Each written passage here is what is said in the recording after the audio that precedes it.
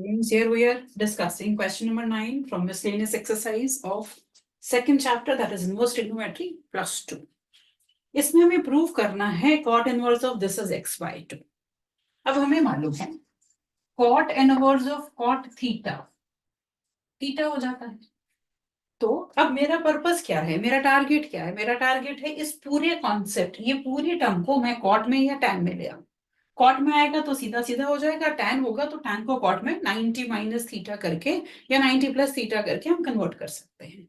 तो मेरा टारगेट है ये अंदर पड़े पूरे एक्सप्रेशन को कॉट में या टैन में कन्वर्ट कर। यहां पर हम एक बहुत इंपॉर्टेंट बात देखने वाले हैं जो बाकी जगह भी हमें काम आ सकती है।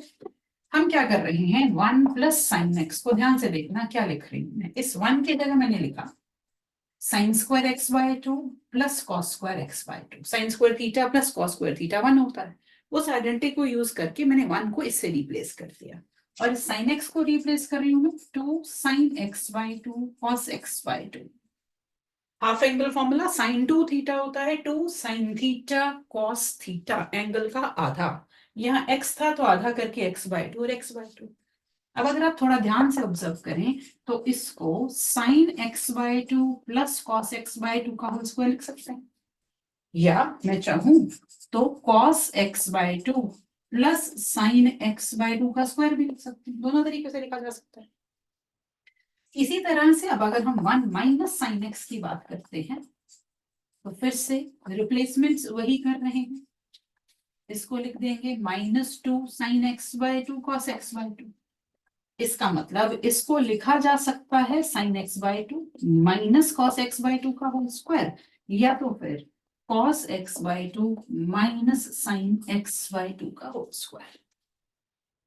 यही दोनों चीजों को मैं यहाँ पर यूज करने वाली हूं। ध्यान से देखते हैं कैसे रिप्लेसमेंट कर रहे हैं हम। इस टर्म को मैं लिख रही हूं cot inverse under root 1 plus sine x को मैंने लिखा sine x by 2 plus cos x by 2 का होल स्क्वायर अंडर रूट। अब 1 माइनस साइन एक्स को मैं ऐसे भी लिख सकती हूँ, ऐसे भी लिख सकते हैं। अभी हम देखते हैं इस बात के ऊपर, अभी 2 मिनट बाद हम आ रहे हैं। अभी मैंने इसको ये फॉर्म में लिख दिया cos x by 2 minus sine x by 2 whole square. अब सेम चीजों से हम रिप्लेसमेंट कर रहे हैं डिनोमिनेटर में भी।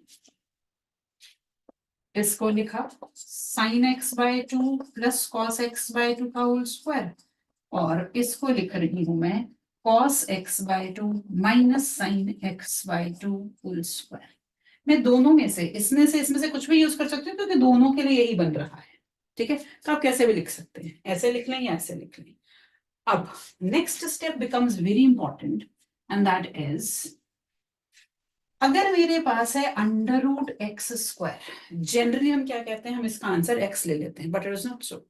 इट इज प्लस एक्स और माइनस एक्स, और I can write under root modulus x. देखो जरा इस बात को समझते, मैं -5 का स्क्वायर करूं और अंडर रूट कर दूं तो आंसर -5 आएगा। और ये क्या है, एक्चुअली ये है 25, -5 का स्क्वायर 25 होता है। ऐसे ही 25 को मैं 5 का स्क्वायर भी लिख सकती हूँ, मतलब मेरा आंसर 5 बनना चाहिए। इसका मतलब अगर मेरे पास है स्क्वायर रूट 25 तो मेरे दो आंसर बनेंगे, +5 एज वेल एज -5। दोनों आंसर बनते हैं, एक आंसर नहीं बनता। और आंसर क्या होने वाला है ये किस पे डिपेंड कर रहा है कि मैंने -5 का स्क्वायर किया कि 5 का स्क्वायर किया है, मतलब नेगेटिव क्वांटिटी का स्क्वायर या पॉजिटिव क्वांटिटी का स्क्वायर। तो अब ये बात हमारी काफी इंपॉर्टेंट हो जा रही है। ध्यान से देखना, क्वेश्चन में दिया था x लाई कर रहा है 0 से π/4 के बीच में।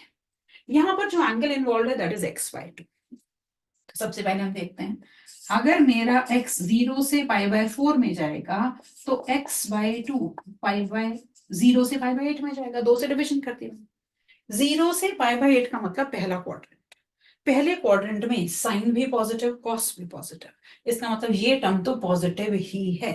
पॉजिटिव का स्क्वायर करके अंडर रूट करूं तो पॉजिटिव ही बाहर आने वाला है, इसमें तो कोई दिक्कत वाली बात ही नहीं है। ये दोनों पॉजिटिव ही आंसर्स देंगे, नो डाउट अबाउट इट।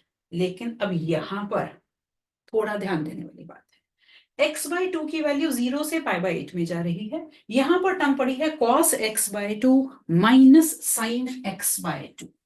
तो अब मुझे चेक करना है कि जब मेरा ये एंगल 0 से π/8 में जा रहा है उस टाइम पर cos x/2 बड़ी वैल्यू देता है कि sin x/2। अगर cos x/2 बड़ी वैल्यू देगा तो ये चीज पॉजिटिव होगी, और अगर ये आपके पास छोटी वैल्यू देगा तो ये अंदर पड़ी हुई क्वांटिटी नेगेटिव हो जाएगी।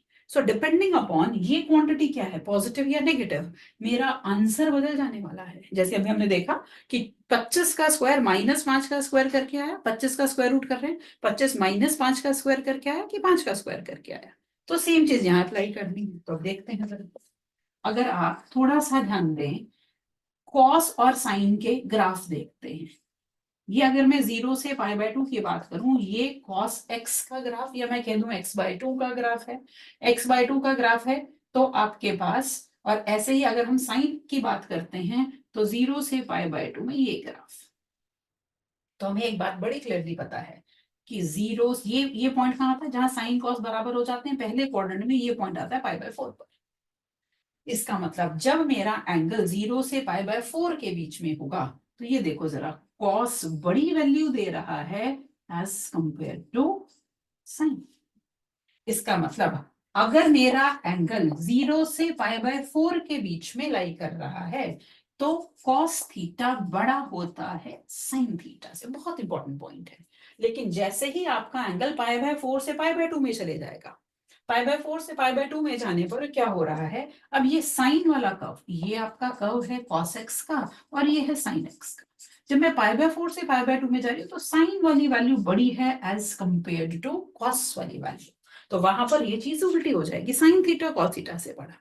ये बात कर रहे हैं हम 0 से π/4 में, लेकिन यहाँ जो मेरा एंगल है वो कहाँ से कहाँ जा रहा है, 0 से π/8, मतलब इसी रेंज में जा रहा है। अगर इसी रेंज में जा रहा है, इसका मतलब क्या हुआ, जब मेरा एंगल 0 से π/8 में जा रहा है तो मैं क्लियरली बोल सकती हूँ कि cos x/2 बड़ा है sin x/2 से।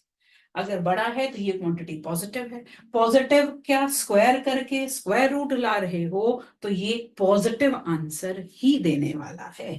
ठीक है जी। तो अब ये दो बातों को ध्यान में रखते हुए हम इसको फर्दर कैसे लिखेंगे। कॉट इनवर्स ऑफ, ये ऑलरेडी पॉजिटिव ही है, पॉजिटिव स्क्वायर अंडर रूट करें तो पॉजिटिव वाली। यहां पर हम देख चुके हैं कि क्या हो रहा है, यहां पर ये भी टर्म पॉजिटिव आ गई है, पॉजिटिव स्क्वायर स्क्वायर रूट करें तो cos x/2 minus sin x/2 आ गया। डिनोमिनेटर में आया sin x/2 plus cos x/2, negative of cos x/2 minus sin x। ठीक है जी। ये नेगेटिव साइन होने की वजह से ये टर्म नेगेटिव हो गई और ये पॉजिटिव हो गई। नेगेटिव बाहर पड़ा था ब्रैकेट के, तो साइंस चेंज, साइन चेंज करने के बाद देखते हैं अब क्या हुआ। ये इससे कैंसिल हो गया, ये इससे कैंसिल हो गया, तो मेरे को मिल रहा है कॉट इनवर्स ऑफ, न्यूमरेटर में है 2 टाइम्स cos x/2, डिनोमिनेटर में है 2 टाइम्स sin x/2। ठीक है जी। अब अगर हम इसको देखें तो ये आ गया cot inverse of cot x/2, और x/2 मेरा जा रहा है 0 से π/8 में। Cot inverse of cot theta, theta कब होता था, प्रिंसिपल वैल्यू ब्रांच 0 से पाई में लाई करे, ये 0 से पाई में ही है। x/2 की वैल्यू अभी हमने देखी, मेरी जा रही थी 0 से π/8 में, जो कि कॉट इनवर्स की प्रिंसिपल वैल्यू ब्रांच है। इसीलिए मेरे पास जो इसका आंसर बनेगा x/2 बन जाएगा, और यही मुझे प्रूफ भी करना।